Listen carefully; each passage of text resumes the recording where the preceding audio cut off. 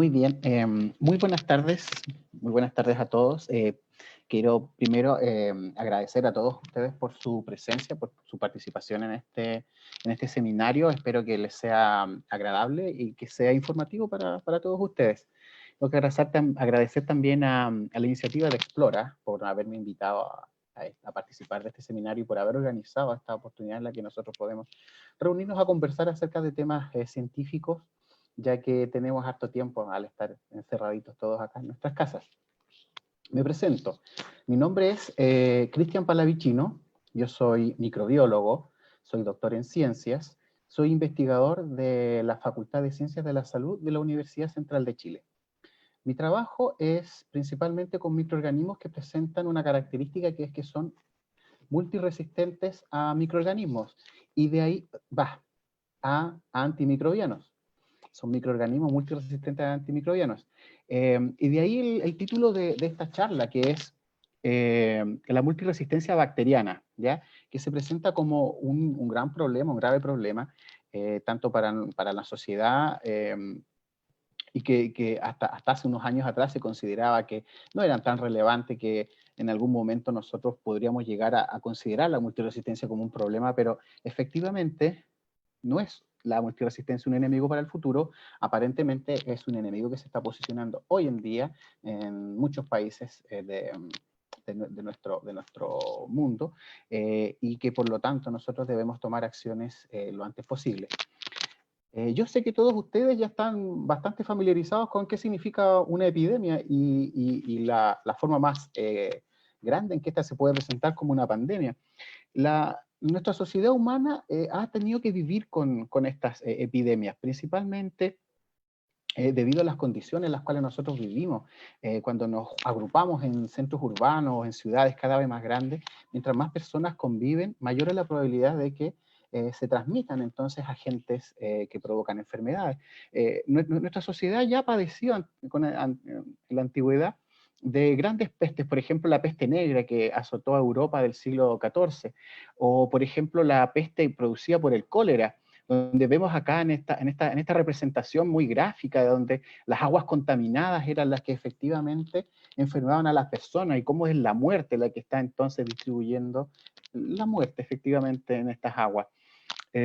Nuestra pandemia actual del SARS-CoV-2 únicamente viene a reforzar la idea de que nosotros debemos estar muy atentos para combatir con estos agentes.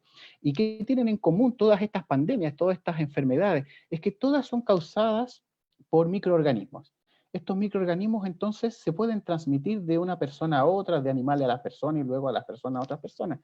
Son los microorganismos entonces los que producen estas enfermedades transmisibles, que se pueden contagiar de una persona a otra. El primero en verlos fue un negociante holandés, Anton van Leeuwenhoek, quien a través de un microscopio que él había desarrollado para mirar las telas que compraba, observó estos animalículos que posteriormente fueron llamados bacterias, protozoos o microorganismos básicamente. Ya se conocía la presencia o la existencia entonces de estos microorganismos desde hace ya un par de siglos, y eso entonces, y en función de que ya se sabía que eran las aguas contaminadas, lo que provocaba estas grandes pandemias es que los microorganismos han modelado la forma en que nosotros vivimos en comunidad, ¿ya? Desde que sabemos que los microorganismos entonces nos pueden enfermar, es que nosotros en cada una de nuestras casas recibimos agua potable, es decir, agua purificada, agua con la capacidad entonces de ser consumida por los seres humanos sin enfermarnos. Además, nosotros en cada una de nuestras casas tenemos también el sistema para eliminar las aguas cuando ya han sido utilizadas mediante el alcantarillado. Vean ustedes que las ciudades antiguamente no contaban con este tipo de estructura o de estas infraestructuras, estas grandes infraestructuras. Si ustedes lo ven, cada una de las casas está conectada al agua potable, al alcantarillado, a la luz eléctrica, donde podemos entonces, tenemos agua potable con la que podemos no solo asearnos, mantener nuestra higiene personal, sino que también lavar nuestras hortalizas, verduras y mantener entonces el aseo con un agua que es limpia, ¿ya? Esto es todo este cambio en la estructura de nuestras ciudades lo provocó entonces estos microorganismos y estas grandes epidemias fueron el principal acicate. ¿Qué cambio en nuestra población va a traer esta nueva pandemia del SARS-CoV-2? Todavía no lo sabemos, pero ojalá que sean cosas buenas como lo que logramos acá. Luego, nosotros para combatir entonces los microorganismos, también hemos podido desarrollar herramientas con las cuales combatirlos. Por ejemplo, las grandes campañas de vacunación. Nosotros tenemos entonces campañas de vacunación universal que nos permiten entonces combatir antes de que los microorganismos puedan enfermarnos a estos bichos, tanto virus como bacterias. ¿Qué otra forma piensan ustedes que nosotros tenemos utilizando la ciencia para combatir los microorganismos? Si lo piensan un poco, algo que nosotros siempre estamos utilizando cada vez que, por ejemplo, tenemos una conjuntivitis, o una neumonía, o por ejemplo, si nos infecta una herida. Nosotros utilizamos para combatir los microorganismos los antibióticos, ¿ya? Principalmente las bacterias. Las bacterias son susceptibles a la acción de los antibióticos, que en conjunto los antibióticos con todas estas medidas de salud han modelado la forma en que nosotros vivimos y ahora nuestra esperanza de vida se ha prolongado, pero muchísimo. Recuerden que en la antigüedad una simple herida podía acabar con la vida de una persona, en la era preantibiótica. Pero gracias a este caballero, Alexander Fleming, que en 1928, casi que por error, descubrió entonces el primero de los antibióticos y el que hasta el momento ha sido el más eficiente, la penicilina G o benzilpenicilina. Es una estructura química, no tan simple, pero tampoco es una gran cosa, que tiene una capacidad enorme para destruir a los microorganismos, a las bacterias y salvar la vida de las personas. Cada vez que nos infectamos, en la actualidad las personas ya no piensan que se van a morir por infectarse, por hacerse una herida. En la antigüedad una herida era algo mortal. Piensen ustedes que hasta el año 1900, las principales causas de muerte en la población humana eran efectivamente las enfermedades infecciosas. A partir del 1900, ya vieron ustedes que Alexander Fleming, por ahí por el 1928 fue que descubrió la penicilina, y a partir de ese momento entonces, si nosotros hacemos el mismo recuento de causas de muerte, ya para el año 2000, las personas ya no se están muriendo por enfermedades infecciosas, sino que infartos al miocardio, cáncer, accidentes vasculares encefálicos, relegando a las enfermedades infecciosas que están acá en roja a lugares de mucho menor importancia respecto de las principales causas de muerte. Y esto fue gratis. Ya vimos que no es gratis y tampoco se va a sostener por sí mismo. El que la enfermedad infecciosa no sea la principal causa de muerte se debe a que en conjunto todas estas medidas que nosotros hemos tomado de salud pública, la presencia de antibióticos, nos mantienen entonces saludables, y entonces son otras las causas que nos están matando. Pero no debemos entonces dejar de tener presente que cada uno de los factores son los que están consiguiendo este efecto. Respecto de los antibióticos, que ya les mencioné, los antibióticos solo actúan contra bacterias, ¿ya? Los antibióticos tienen su efecto sobre estructuras bacterianas, no sobre estructuras de otros microorganismos como virus u hongos. Bacterias, entonces, quizás ustedes ya han visto en el colegio o en muchos otros lados, que se presentan de distintas formas, estructuras, colores, ¿ya? Van desde los cocos a los bacilos, formando estructuras intermedias, cocos bacilos, vibrios, piroquetas, pirilos, y hay una gran cantidad de estructuras y formas que pueden adquirir las bacterias. Y cada una de estas estructuras, por ejemplo, la envoltura que las rodea, ¿ya? Que mantiene a la célula bacteriana, los flagelos que estas presentan, todas son estructuras bacterianas que están codificadas en el genoma de la bacteria, ¿ya? Todo se encuentra en el genoma de la bacteria, tanto las estructuras que podemos ver en su interior, como las enzimas que participan en su metabolismo, como por ejemplo estos flagelos, todos están codificados en el genoma, todas las estructuras bacterianas. Los flagelos, cuando tienen muchos flagelos, o cuando tienen muchísimos flagelos, todos codificados en el genoma bacteriano. ¿Qué es el genoma de la bacteria? Es su ADN, ¿ya? El ADN o DNA es donde se codifican los genes que dan origen a cada una de las estructuras bacterianas. Estos genes se encuentran entonces en el material genético de la bacteria, en los cromosomas bacterianos. Aquí al medio, miren, está pintado de rojo podemos ver que está muy empaquetadito al interior de cada una de las bacterias. Cada una de ellas tiene su material genético. Pero ¿qué pasa si esta bacteria, por ejemplo, se rompe? Si se rompe su pared, por ejemplo, la membrana que envuelve a la bacteria, se puede escapar todo este material genético. Observen cómo esta bacteria ha sido tratada y todo su material genético ha salido. Los fragmentos de este material genético pueden ser captados por alguna otra bacteria. Y algunos genes de esta bacteria que le conferían ciertas propiedades, ciertas habilidades, como por ejemplo producir esos flagelos que vimos, se lo puede estar traspasando a otra bacteria que no tenía flagelo, por ejemplo. Y a la otra bacteria le gustó tener ese supergen porque al tener flagelo ahora puede moverse rápidamente y eso le confiere una ventaja respecto de otras bacterias. La destrucción de su envoltura celular entonces no es la única forma en que las bacterias comparten genes. Las bacterias, fíjense que estas dos están haciendo una conjugación mediante este pili. Mediante este pili, esta bacteria le está traspasando genes a esta otra. Están compartiendo entonces la capacidad de producir ciertas estructuras. O, juntándose pegaditas unas al ladito de la otra, se traspasan entonces material genético. Material genético que son los genes que codifican para distintas estructuras, y estas estructuras le dan alguna ventaja a la bacteria ahora, por alguna vía metabólica, la capacidad de producir flagelos, qué sé yo. Acá vemos un esquema donde estas dos bacterias forman su pili y después desde el cromosoma bacteriano, desde su genoma, le está pasando un pedacito a la otra y ahora las dos tienen ese gen que puede ser muy beneficioso para la bacteria. ¿Cómo qué genes pueden ser tan beneficiosos para las bacterias? Por ejemplo, los que codifican para la resistencia a los antibióticos. Vamos a ver entonces que los antibióticos no actúan simplemente de manera física matando las bacterias, sino que tienen su modo de acción, su mecanismo de acción. Y el mecanismo de acción de los antibióticos apunta a ciertas estructuras bacterianas, ¿ya?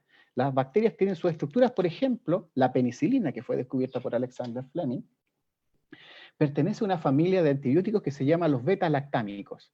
Y los beta-lactámicos tienen su acción destruyendo esta parte, la pared celular de la bacteria. Al destruir la pared celular, se vacía todo el contenido de la bacteria y la bacteria muere.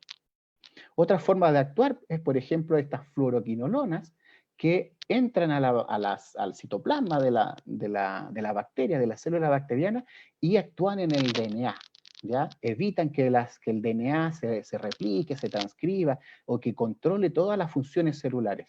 La bacteria entonces muere. Y otra forma, hay varias otras más, pero una tercera forma en que actúan, por ejemplo, macrólidos o aminoglicósidos, que son otras familias de antibióticos, es que interactúan con una estructura intracelular que se llama el ribosoma. El ribosoma es fundamental para todas las funciones celulares, ya que es ahí donde ocurre la síntesis de todas las proteínas. Si las células no pueden sintetizar las proteínas, estas células mueren, ¿ya? Tenemos tres formas en las cuales entonces los antibióticos y familias de antibióticos actúan sobre estructuras específicas de las bacterias y por lo tanto no actúan sobre los virus, porque los virus no tienen ninguna de estas estructuras que tienen las bacterias. Pero ya que los antibióticos tienen sus puntos donde actúan, las bacterias pueden ir y generar resistencia al actuar sobre los puntos donde actúan los antimicrobianos o los antibióticos. Por ejemplo, puede producir enzimas, ¿ya? Ustedes saben qué son las enzimas. Las enzimas son unas proteínas que tienen una actividad sobre algunas otras proteínas. Y por ejemplo, tiene estas enzimas que degradan o destruyen a las penicilinas, en general a los antibióticos de la familia de los beta-lactámicos. Y estas enzimas entonces se llaman beta-lactamasas, ¿ya? Las beta-lactamasas degradan los antibióticos beta-lactámicos. Por otro lado, tenemos, por ejemplo, estos canales, que son como bombas de vacío, que lo que hacen es expulsar los antibióticos que están al interior hacia el exterior, los tiran hacia afuera, de manera de que el antibiótico que entró no alcance las concentraciones suficientes para interactuar con las estructuras intracelulares y matar a la bacteria. Otra forma que tienen las bacterias para generar resistencia contra un antibiótico es, por ejemplo, para aquellos antibióticos que actúan sobre el ribosoma.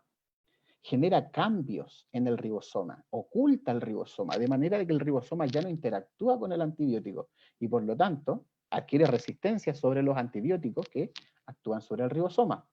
Si una bacteria produce beta-lactamasas, tiene bombas de flujo, además cambios y modificaciones en su ribosoma, ya no tiene resistencia a solo un antibiótico, sino que va a tener resistencia a múltiples antibióticos. Y de ahí nacen entonces las bacterias multiresistentes.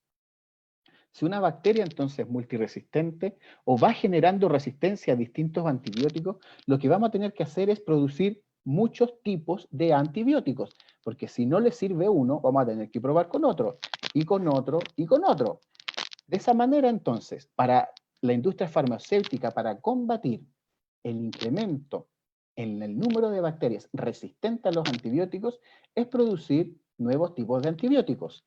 Y cada vez que las bacterias van produciendo más y más y más resistencia, ¿cómo responde la industria farmacéutica? ¿Cómo podemos responder nosotros a este incesante incremento en la resistencia bacteriana? Produciendo más antibióticos. Esa ha sido la tónica desde 1940, más o menos, cuando se describieron los primeros microorganismos resistentes. Y hasta el momento ya tenemos muchas familias de antibióticos. Cada familia de antibióticos tiene un número determinado, un número grande de antibióticos, pero hemos llegado a un punto en el cual la industria farmacéutica ya ha modificado tanto los antibióticos, ha buscado tantos antibióticos, que ya no se están produciendo nuevos antibióticos.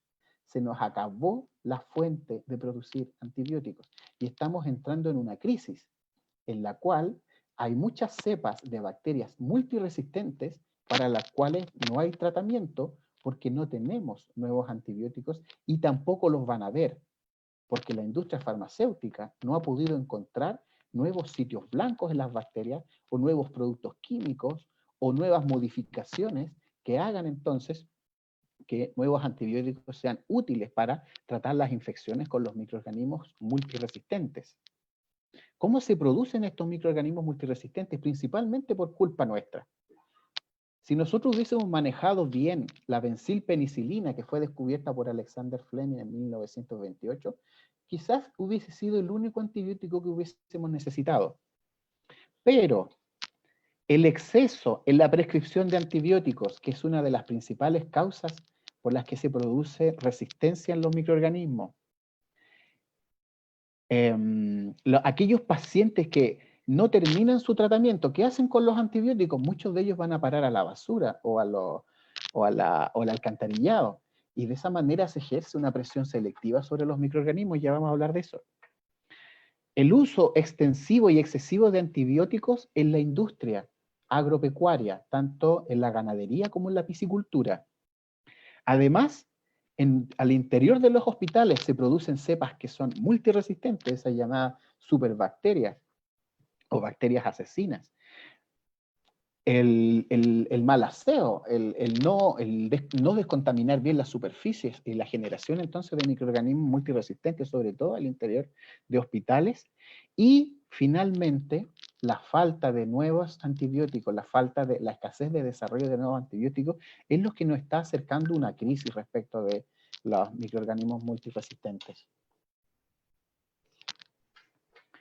La presión selectiva, es decir, nosotros mediante los antibióticos estamos matando a todos aquellos microorganismos que son sensibles, pero dejando vivos a los que son resistentes.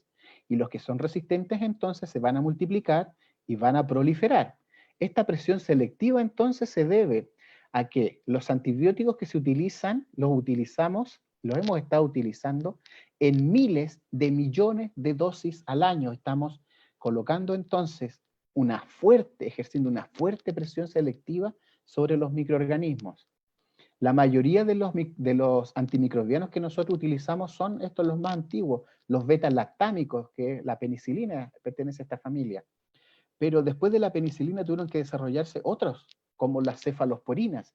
Y no solo las cefalosporinas de primera generación, sino que llegamos a las cefalosporinas de segunda generación, cefalosporinas de tercera generación, cefalosporinas de cuarta generación, y hasta ahí nomás llegamos con la capacidad de modificar esas cefalosporinas para ir tratando a los microorganismos que van generando resistencia, primero a la penicilina, luego a las cefalosporinas de primera, luego a las cefalosporinas de segunda, de tercera y de cuarta, hasta llegar a la producción entonces de los carbapenémicos, que estos carbapenémicos son cada vez más caros en función de las modificaciones químicas que se van haciendo. Comprar carbapenémicos es como comprar oro en polvo para el tratamiento de infecciones, y tiene que hacerse porque si las personas tienen bacterias multiresistentes que las cefalosporinas no le hacen ni cosquillas, hay que utilizar los carbapenemes. El 60% entonces del total de los antibióticos que se están recetando, que se están utilizando en seres humanos, son principalmente estos betalactámicos. Y aproximadamente el 80% de los antibióticos que se están suministrando, se suministran ¿dónde? En el hogar, ¿ya? En nuestras casas. El 80% de estos miles de millones de dosis de antibióticos al año se proporcionan en las casas, y solo un 20% en los hospitales o centros de salud. Pero en los centros de salud o en los hospitales se utiliza una mayor variedad o variabilidad de antibióticos, ¿ya? En las casas principalmente betalactámicos, algunos macrólidos, qué sé yo, pero en los hospitales es donde llegan las cepas multiresistentes, donde le están dando entonces todo tipo de antibióticos y generando todo tipo de resistencia. Muchos de los antibióticos que no se utilizan van a parar a la basura. Y esa es una de las formas en las cuales estamos ejerciendo esta presión selectiva también en el ambiente. Y desde el ambiente estos microorganismos con genes de resistencia vienen a infectarnos a nosotros. ¿Cómo se generan entonces estas resistencias que se las van pasando a través de los genes? Pues ya vimos que las bacterias son bien promiscuas en la forma en que ellas intercambian sus genes. Vemos entonces que la industria agropecuaria, la ganadería, por ejemplo, utiliza el 60% de la producción total anual de antibióticos, ¿ya? Entonces, solo el 40% de los antibióticos producidos anualmente son para el uso en seres humanos. El otro 60% lo utiliza la ganadería. Esto representa algo, más de 1.000 o más de 100 millones de toneladas de antibióticos utilizados anualmente. ¿En dónde? En la comida de estos animales. ¿Y para qué? ¿Para qué le dan tanto antibiótico a estos animales? Esos no están enfermos. Se los dan simplemente para prevenir que se vayan a enfermar. Le estamos dando una cantidad importante de antibióticos a estos animales, tanto a vacunos como por ejemplo la industria de la piscicultura, a los peces, solamente para prevenir que se infecten y para asegurar que los animales crezcan más rápido y poder tener una mayor ganancia económica en la cría de estos animales. Por otro lado, la industria farmacéutica también hace lo suyo, ya que durante los procesos de síntesis y de producción de antibióticos eliminan desechos o productos secundarios de la síntesis de antibióticos al ambiente. Y estos productos secundarios también pueden de alguna manera ejercer esta presión selectiva sobre los microorganismos para irlos seleccionando. Entonces, cuando nosotros veíamos el gráfico anterior donde los microorganismos ya no representan una verdadera amenaza para la vida humana, ¿será que los estudios de los microorganismos y las formas de eliminarlos, como por ejemplo antibióticos, ya no son necesarios? ¿Serán las enfermedades bacterianas irrelevantes en la actualidad? Recordemos que para poder conseguir esto, nosotros teníamos tanto nuestras actividades, nuestras fuentes de agua potable, toda nuestra infraestructura urbana, pero más los antibióticos. Entonces, si nosotros vemos que sobre todo al interior de los hospitales se producen cada vez más microorganismos, que estas siglas son multiresistentes, si ven acá cerca del 70 al 80% de los microorganismos al interior de los hospitales son multiresistentes, y más aún, muchos de ellos son extensivamente resistentes, nos damos cuenta de que las enfermedades infecciosas podrían llegar a constituir nuevamente un grave problema para la salud pública. Las infecciones entonces que se producen dentro de los hospitales, que son las infecciones intrahospitalarias, tienen una cierta prevalencia y son esas las principales bacterias productoras de resistencia a antibióticos. En Estados Unidos tienen este grave problema que genera una alta mortalidad, y estos valores no son muy diferentes a los que nosotros tenemos en Chile, ¿ya? La prevalencia entonces de infecciones asociadas a la atención de salud y la mortalidad asociada a estas infecciones es más o menos transversal en todos los países en función de su sistema de salud.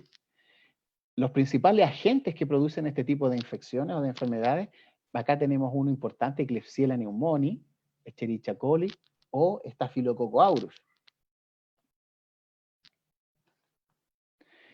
Para ponerlo un poco en números, solamente en Estados Unidos, cada año más de 2 millones de personas se infectan con este tipo de cepas de bacterias, con las cepas multiresistentes. Y como consecuencia de la infección con cepas multiresistentes, más de 23.000 personas mueren anualmente. Entonces, no es un problema irrelevante. Está causando la muerte de personas. Es un problema de salud pública, pero también es un problema económico para la sociedad, porque se ha visto que debido a las infecciones con estos microorganismos multiresistentes, en Estados Unidos se gastan, además de todo lo que tienen que gastar para recuperar la salud de una persona, tienen que invertir otros 20.000 millones de dólares.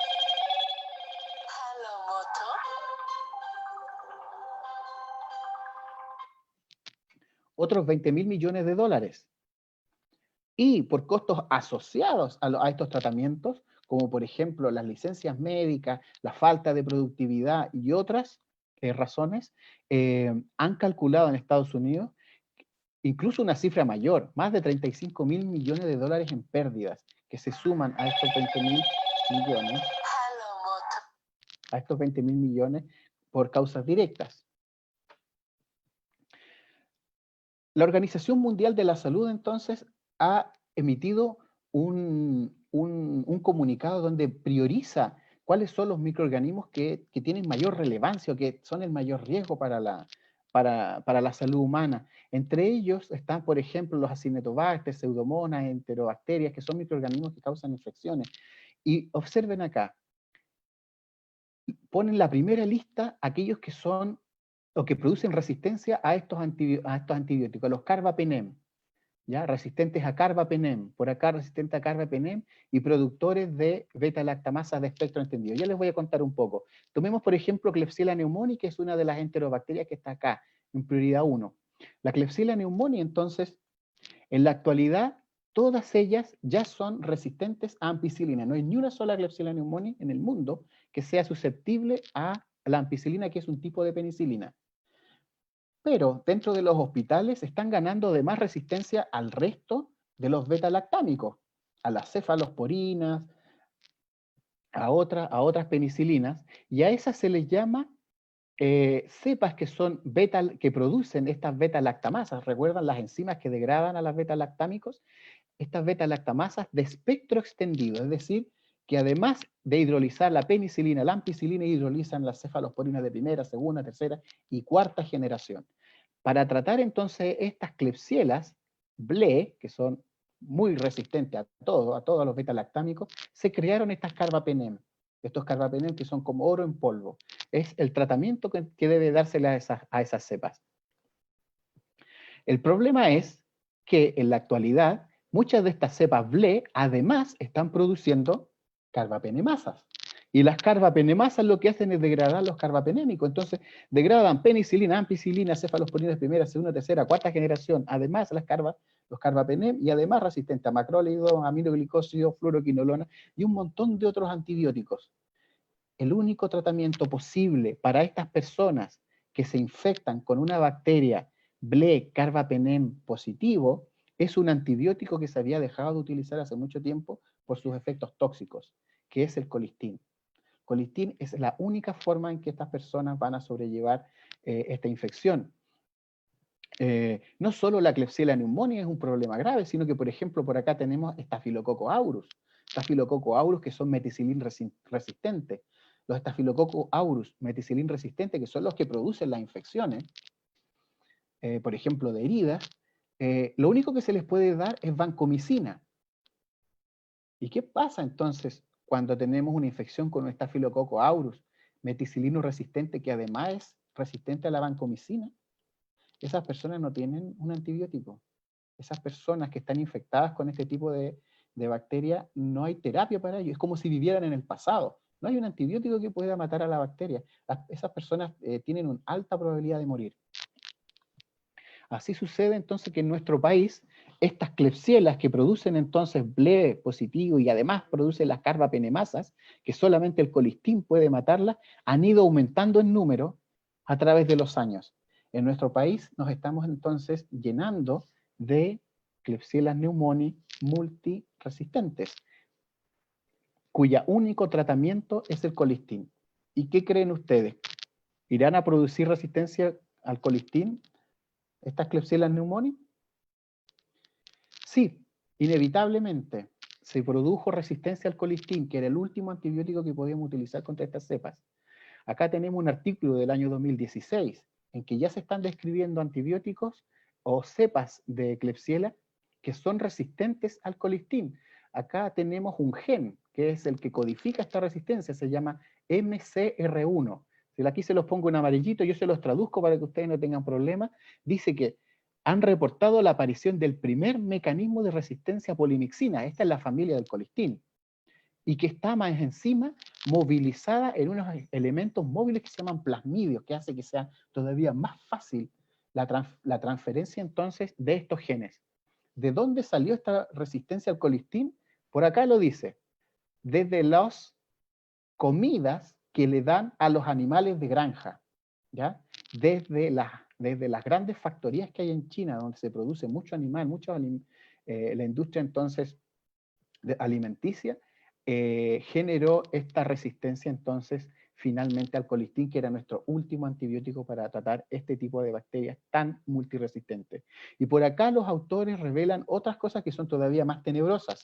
Yo se los traduzco acá. Es lo que está acá en amarillito, dice, y se los voy a leer textualmente porque es importante. Se reconoce ahora a la resistencia a antibióticos como una de las amenazas globales más serias para la salud humana en el siglo XXI. Más aún, lo que ellos ponen acá más abajo, que son las impresiones que tiene la Organización Mundial de la Salud y además el Centro de Control de Infecciones o de Enfermedades norteamericano. Ellos piensan que esta es una crisis global y que es una catástrofe inminente que nos va a retornar a una era preantibiótica. Esto es serio, chiquillos. La aparición de cepas multiresistentes, bacterias, nos va a dejar de nuevo sin armas contra las infecciones microbianas. Este gen, el gen MCR1, no es un juego. Se está movilizando muy rápidamente, están apareciendo cepas que tienen este gen y que son resistentes al colistin. Se han encontrado en muchos países, miren, toda Europa se han aislado cepas que son resistentes a colistin, cepas que son asesinas, son bacterias asesinas. No hay tratamiento para estos microorganismos. En los 5 continentes se han aislado. Y acá, cerquita de nosotros, Argentina, Brasil, Bolivia, también se han aislado. Se han encontrado cepas multiresistentes, panresistentes, capaces entonces de resistir el colistin. En nuestro país, afortunadamente, aún hasta donde yo sé, no se ha aislado ninguna cepa resistente a colistin, pero no les quepa duda que en algún momento, igual que ha pasado con todas las pandemias y con todas con todos los microorganismos, estos van a penetrar entonces nuestras barreras de salud y van a comenzar a atacar a la población chilena, y ahí sí que no vamos a tener cómo defendernos de este microorganismo, ya que no hay antibióticos que puedan contrarrestarlo. Para finalizar entonces, quiero que les quede en la mente solamente un par de cosas. Tenemos que las bacterias multiresistentes entonces no son un problema para el futuro, sino que son un grave problema actual en la salud pública. Que la multiresistencia a antibióticos es un problema que nosotros nos causamos, ¿ya? Es un problema que nos causamos debido al mal uso de antibióticos, tanto en el hogar, ustedes ya saben, en los hospitales y además en la industria. Y ya que nosotros mismos nos estamos ocasionando este problema, nosotros mismos podemos prevenir la aparición de nuevas cepas multiresistentes.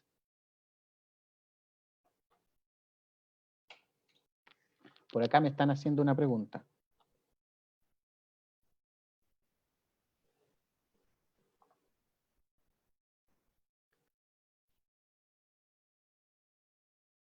Por acá alguien me hace una pregunta, me dice, ¿qué tanto ayuda el uso de inhibidores de beta-lactamasas en la resistencia a antibióticos beta-lactámicos? Ayuda harto, ayuda muchísimo, ¿ya? Muchas veces los médicos cuando recetan un antibiótico, el ideal es que lo receten junto con un inhibidor, que es, por ejemplo, el ácido clavulámico.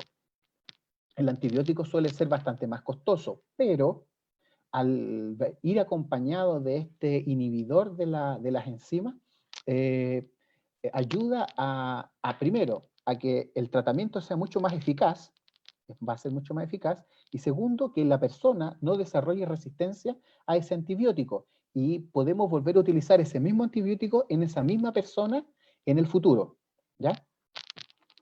Así que sí, es efectivo que sirven. ¿En qué estaba? Les estaba contando que nosotros mismos podemos prevenir entonces la diseminación de la multiresistencia, como, por ejemplo, mediante nuestra higiene personal. El lavado de manos es una de las formas más relevantes y más importantes para prevenir el contagio y la transmisión de enfermedades y de microorganismos multiresistentes. Y acá esto es lo más importante, un mejor uso de los antibióticos. Recuerden, los antibióticos no actúan sobre los virus. Cuando ustedes se enferman con un resfriado común, una gripe, van al médico, muchas veces les va a querer recetar un antibiótico porque su mamá o alguien, o los presionan para que les receten el antibiótico. Los resfriados son virales y tienen su ciclo normal, duran 7 días. Si después de 7 días uno se sigue sintiendo enfermo, recién ahí tendría que evaluar la posibilidad de que uno se sobreinfectó con una bacteria y necesite antibióticos. Si no, no hay que tomarlos, ¿ya? No hay que estar tomando antibióticos para cualquier resfrío. Y lo otro, si tienen una infección real, si después del resfrío se sobreinfectaron con una bacteria y tienen que tomar los antibióticos, tienen que terminar el tratamiento completo, ¿ya? Si ustedes solamente se toman un par de antibióticos, un par de días, van a generar resistencia, van a seleccionar entonces las poblaciones resistentes y se va a aumentar entonces la multiresistencia. Y además, si no se toman todos los antibióticos, esa caja probablemente va a ir a parar a la basura y va a ir a generar presión selectiva en el ambiente. No solo nosotros podemos prevenir la diseminación de estas bacterias multiresistentes, sino que nuestras autoridades también, ¿ya? Y es importante que nuestras autoridades también tomen cartas en el asunto, mejorando, por ejemplo, el manejo de los antibióticos. Hay leyes, ahora en la actualidad uno ya no puede comprar antibióticos en la farmacia, necesita una receta médica, entonces la fiscalización tanto de la prescripción de antibióticos como el uso de antibióticos, por ejemplo, en la industria, ya sea en la ganadera o en la misma industria que produce antibióticos, es una de las formas en las cuales nuestras autoridades pueden y deben actuar para disminuir o minimizar el impacto que la multiresistencia va a llegar a tener en nuestras vidas. Eso nomás, chiquillos. Ahora me despido, les dejo aquí esta imagen, ese código QR que ustedes están viendo en la pantalla, es para una encuesta que está haciendo Explora, para que nos den su opinión, nos digan si les gustó, no les gustó, y podamos nosotros mejorar entonces estas actividades. Por acá parece que tengo alguna otra pregunta. Miren, pregunta número 2. El uso del ácido clavulámico para aquellas bacterias BLE no se utiliza, no mucho, porque el ácido las bacterias, las BLE, hay una cosa ahí con el ácido clavulámico para la caracterización del tipo de beta-lactamasa que utilizan. Es bastante complejo la forma de caracterizar las bacterias con beta-lactamasa de espectro extendido y normalmente esas están dentro de hospitales y el manejo es un poco diferente. Acá tengo una tercera pregunta que es, ¿cuál sería la consecuencia en la salud el uso de antibióticos sobre bacterias beneficiosas? Es un hecho conocido. Cada vez que nosotros tomamos una terapia antibiótica, los antibióticos no solo están actuando sobre los microorganismos patógenos que nos están causando la enfermedad, sino que también está actuando sobre todas aquellas bacterias que están en nuestra piel, en nuestro tubo digestivo y en otras zonas. Esas bacterias van muriendo y sobre todo en terapias antibióticas que son muy prolongadas, producen un cuadro que se denomina disbacteriosis. Y eso nos puede provocar diarrea, nos puede provocar que otros microorganismos como las levaduras comiencen a proliferar, cambios de pH, y que nosotros tengamos que, después del tratamiento antibiótico, reconstituir nuestra microbiota normal. Hay algunos elementos como probióticos o prebióticos que nos pueden ayudar. Acá hay una cuarta pregunta, dice, ¿la transferencia de genes se puede dar entre diferentes cepas de bacterias? Sí, efectivamente. Eh, una cepa bacteriana le entrega su material genético a otra cepa bacteriana, ¿ya? Y no solamente las distintas cepas, porque cepa significa que son de la misma especie, sino que de distintas especies de bacterias también se transmiten genes, y no solamente de especies que son parecidas. Por ejemplo, están los bacilos gram positivos por un lado, los coco gram negativos por otro lado, y entre ellas, que son súper diferentes, también se pueden compartir estos genes que le proporcionan estas ventajas, qué sé yo, respecto de los antibióticos. Y miren, por acá tengo otra pregunta más. Dice, ¿en Chile existe contaminación de agua o de tierras por antibióticos? A mí no me cabe la duda de que sí. Se ha medido en muchas partes la cantidad de antibióticos que existen, sobre todo en aguas servidas, y llegan a ciertos niveles, ¿ya? Que se pueden medir en microgramos por ml, y sí. No solo por los antibióticos que se están utilizando de manera doméstica en nosotros, en nuestros hogares, sino también en la industria. Recuerden que nosotros tenemos no solo industria ganadera, sino que tenemos una fuerte industria de piscicultura en el sur de nuestro país, donde se están utilizando antibióticos que llegan a los cuerpos de agua. Por acá otra preguntita dice, ¿qué significa que sean pan resistentes? Pan resistente es una palabra que viene del griego y significa todo, ¿ya? Todo. Una bacteria pan resistente es resistente a todo. Como por ejemplo, esas cepas que les hablé, resistentes a colistin, son también resistentes a carbapenem, resistentes a beta-lactámicos, a macrólidos, aminoglicósidos, fluoroquinolona, resistente a todo. No hay nada que darle a ese paciente que pueda ayudarlo a combatir la infección.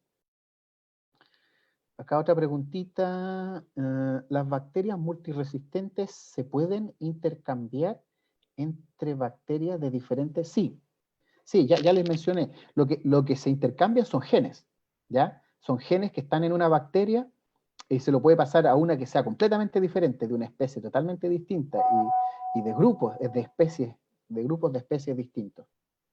¿Los antivirales pueden afectar la resistencia a antibióticos? No, porque los antivirales actúan sobre estructuras virales, actúan sobre elementos que tienen que ver con la replicación más bien del tipo viral, y las bacterias se replican de manera diferente, así que los antivirales no debiesen tener efectos sobre las bacterias, a menos que la estructura química del antiviral se semeje mucho al de un antibiótico, por ejemplo, y pueden haber ahí algunas similitudes de acción, pero lo más probable es que no. Antivirales, y claro, y al revés sucede lo mismo, pues los antibióticos no tienen acción sobre los virus. Hace un tiempo se estuvo hablando acerca de ciertos antibióticos que se están utilizando para el tratamiento, por ejemplo, del COVID-19. Se descartó la utilidad de esos antibióticos, me parece que era acitromicina, que es un antibiótico que actúa sobre el ribosoma bacteriano.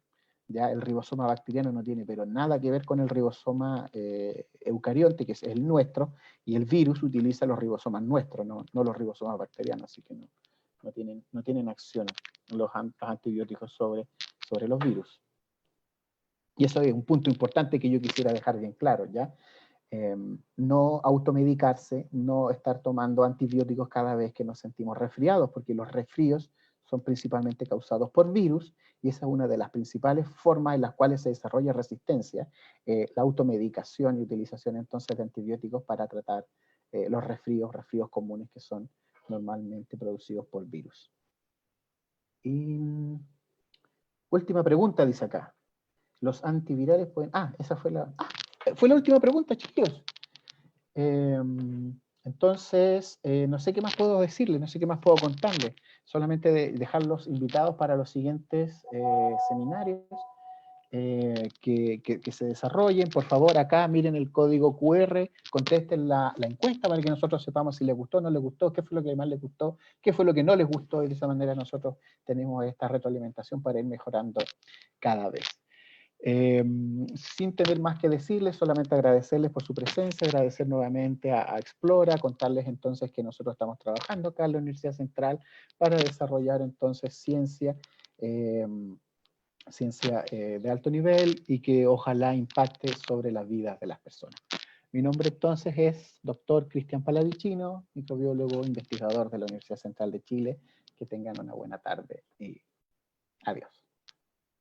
Traten de no automedicarse.